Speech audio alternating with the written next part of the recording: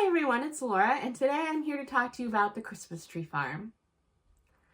So this is the third installment in the Dream Harbor series that are companion novels. And the first one was the Pumpkin Spice Cafe, which I was not a huge fan of. It was okay. The Cinnamon Bun Bookstore, which I actually really liked. And now the Christmas Tree Farm. So with this book, I've managed to figure out what I like and I don't like about the series, because this one reminded me a lot of the Pumpkin Spice Cafe, and I didn't like it as much as the Cinnamon Bun Bookstore. And I think what it is it's too insta-lovey in the start.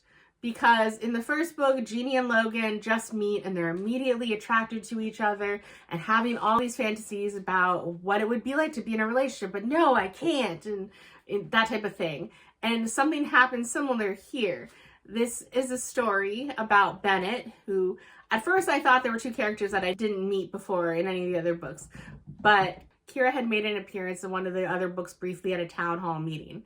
But actually, this is a story of Kira North, who she has moved from Georgia and bought the abandoned Christmas tree farm in Dream Harbor. And in the previous book, she had kind of shown up at a town hall meeting and people were eager to ask when she was opening the farm up again. And she was very harsh and fast to say that that wasn't happening. She wasn't going to open it up. Please don't mind my cat.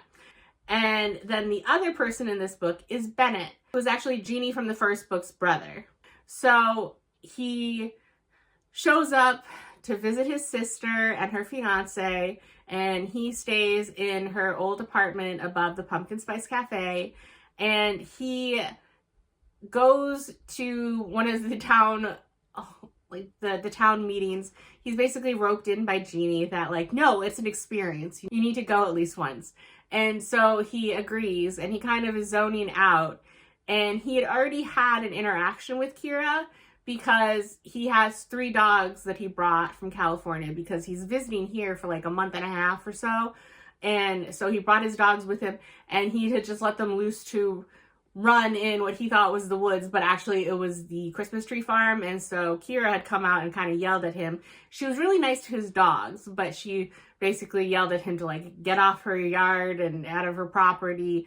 And so because he had had a meeting with her, he was roped into going to investigate her property because she's basically run away every other person from Dream Harbor who's made an effort to reach out to her, because there's some stupid lore that there's either a treasure or a dead body hidden somewhere on the property, and the mayor had some dream, and so he had to do his part.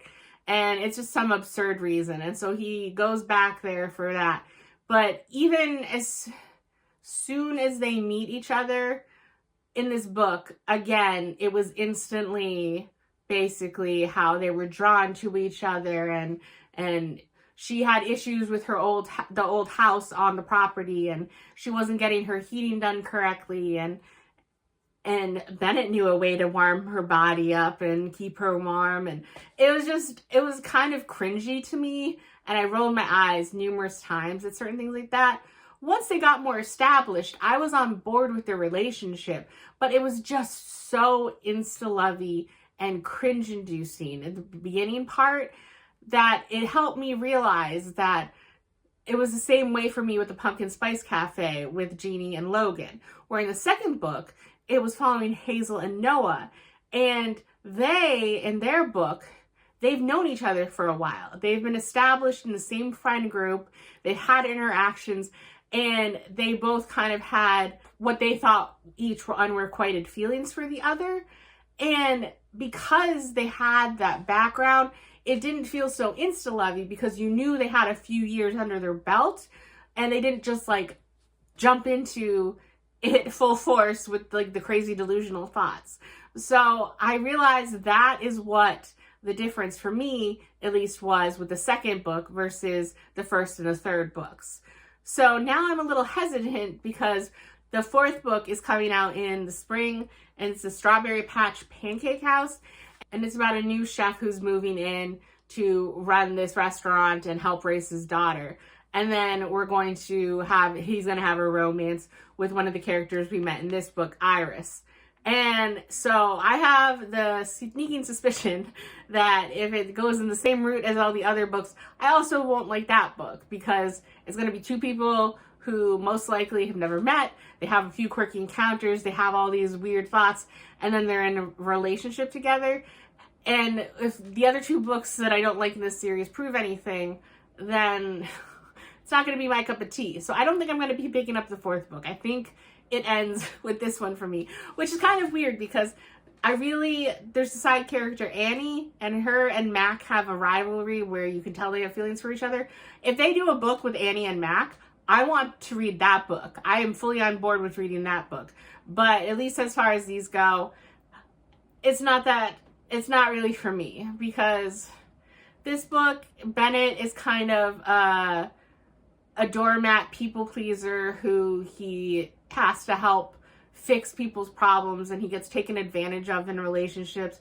So obviously Kira has a rundown farm that she's trying to rehabilitate, and she ends up opening it because she needs money, and he has to fight himself not to help her. She doesn't want any help because for her own reasons and her own past, she wants to prove that she's independent and that she can make something of herself and have a life thriving based on her own hard work.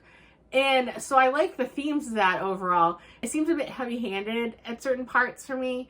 I did like parts of the romance when I get into it. It just, how it all started, I stopped rolling my eyes at some point, thankfully. But it just, I don't know. It wasn't as good as I had hoped it would be. And the one thing I did like is that the third act conflict, it was understandable, because it's basically, Bennett is visiting his sister. He lives in California. This is entirely on the other side of the country. They kind of agree to have a fling for the Christmas season, no strings attached thing. Well, what happens when they catch feelings? It's an understandable conflict. It's not based on miscommunication. It's about trying to figure out what they need from the other person, what's right, and it's so fast and that type of thing. The third act conflict I actually liked in this one. It's just so much else I didn't really like.